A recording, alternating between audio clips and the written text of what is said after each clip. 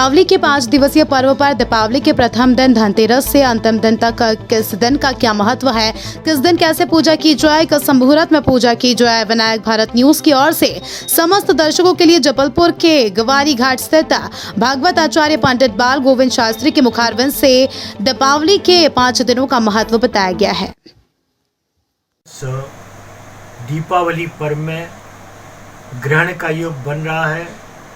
आप लोग 24 तारीख को दीपावली का पर्व मनाएंगे और 25 तारीख को प्रातः 4:20 से सूतक लग जाएगा, क्योंकि 12 घंटे पहले सूतक लगता है और शाम को 4:20 से ग्रहण का योग बनता है और ये मोक्ष 6:25 में होगा, यानी 4:23 से विशेष प्रभाव, किंतु 4:20 से ही मानना चाहिए।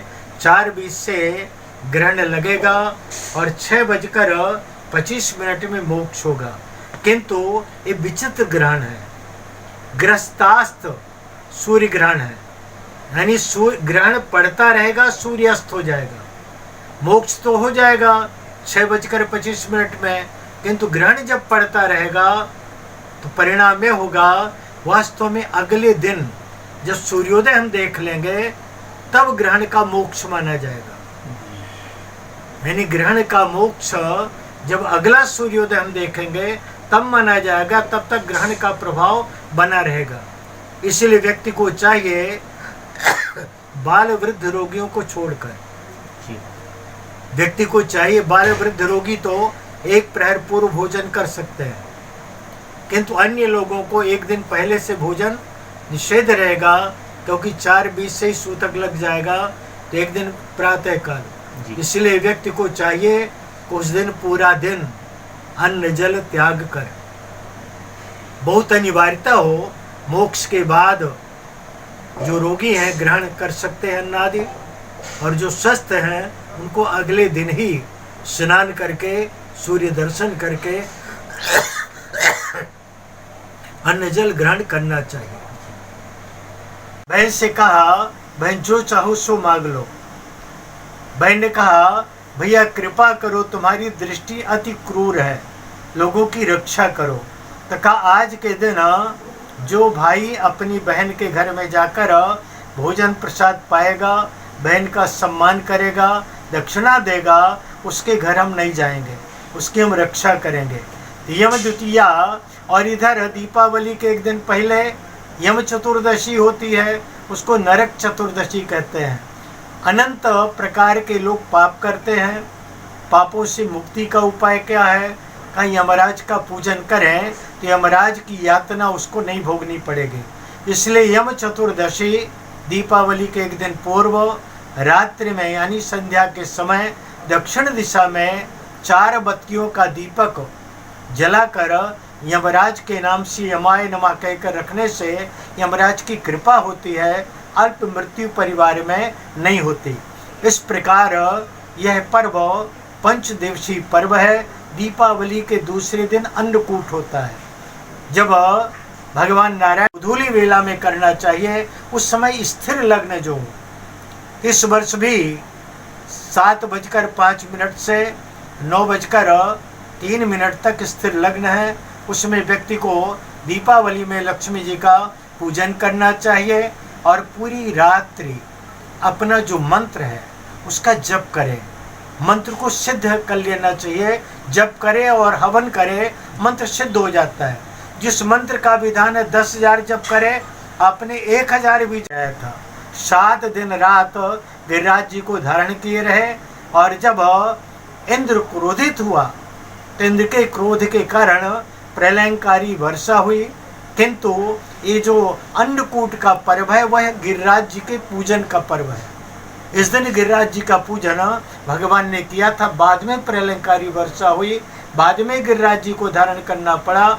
इसलिए उस दिन 56 भोग भगवान नारायण ने पूरे व्रज मंडल में बनवाए थे और गिरिराज जी का पूजन किया गया था। अन्नकूट उसे कहते हैं। आज भी हम लोग गौ पूजन करते हैं। 56 भोग का भोग अपने इष्ट को लगाकर उसकी कृपा प्राप्त करते हैं। इसलिए 5 दिन का पर्व धनत्रयोदशी को हम लोग मूर्ति इत्यादि लेकर आते हैं, अपनी तिजोरी साफ करते हैं, जितने आभूषण आदि सबकी सफाई, सबका दर्शन किया जाता है। साथ ही धन्वंतरी भगवान का पूजन किया जाता है, आरोग्यता के लिए, औषधियाँ अधिक न लगे घर में, उसकी सुरक्षा के लिए। नरक चतुर्दशी को यमराज जी का यमाय दीप दानम किया जाता है। और फिर दीपावली के दिन शुद्ध शुभ मुहूर्त में वास्तव में दीपावली का पूजन स्थिर लग्न में करना चाहिए। और दीपावली का पूजन प्रदोष काल का होता है, प्रदोष काल से जप का फल मिल जाता है। इसलिए आप लोगों को चाहिए मंत्र जप करके सिद्ध करें और भगवती की कृपा आप पर बनी रहे। शुभकामनाएं कि आप सबको बहुत बहुत मंगल कामनाएं। वास्तव में दिवाली नहीं दीपावली, दीपा नाम अवली दीपावली। भगवान श्री राम जब अयोध्या लौट कर आए थे रावण पर विजय प्राप्त करके, तब केवल उनके राज्य में नहीं, पूरी पृथ्वी के जहाँ जहाँ जो लोग थे सब लोगों ने उत्सव आनंद मनाया था और दीपों से अपने नगर को, घर को सजाया था। इसलिए इस पर्व का नाम दीपावली है। साथ ही दीपावली पर्व एक ऐसा पर्व है, यह ब्राह्मण के श्राप के कारण लक्ष्मी जी अदृश्य हो गई थी। श्री विहीन, इंद्र श्री विहीन हो गया था। जब इंद्र श्री विहीन हो गया तो देवताओं के पास धन, सत्ता इत्यादि की कमी थी। क्या करें? तब उस समय भगवान नारायण की शरण में गए समस्त देवता। भगवान नारायण ने समुद्र मंथन का विधान बतलाया और समुद्र मंथन किया गया। 14 रत्न समुद्र मंथन से प्राप्त हुए और जिनमें उन 14 रत्नों में से धन्वंतरी भगवान अमृत कलश लेकर आए, जिसको धन त्रयोदशी के नाम से हम लोग जानते हैं। यह धन त्रयोदशी पर्व होता है। और इसके बाद लक्ष्मी जी का प्रागट्य हुआ दीपावली के दिन।